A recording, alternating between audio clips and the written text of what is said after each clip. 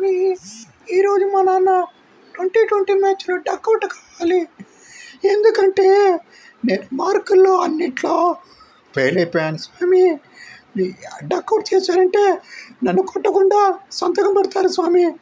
Duck out అయ్యేలా చూడు స్వామి.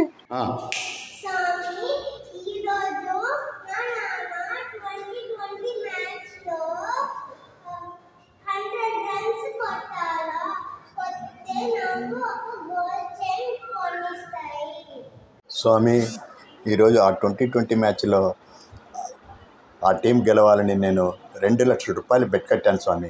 ఎలాగైనా ఆ టీం గెలిపించేలా చేయి స్వామి. దేవుడు వారి ముగ్గురి కోరికలు తీర్చాడు, కానీ ఏం జరిగిందో మీరే చూడండి. మా నాన్న డక్అవుట్ అయిపోయారు స్వామి.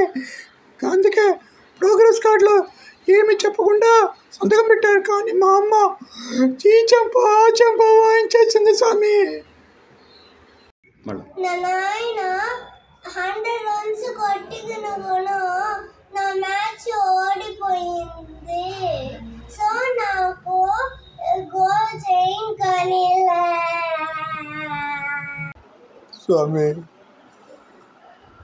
నేను కోరుకున్నట్లు టీం గెలిచింది, కానీ బెట్టింగ్ చేయడం తప్పు అంటూ నన్ను అరెస్ట్ చేశారు స్వామి.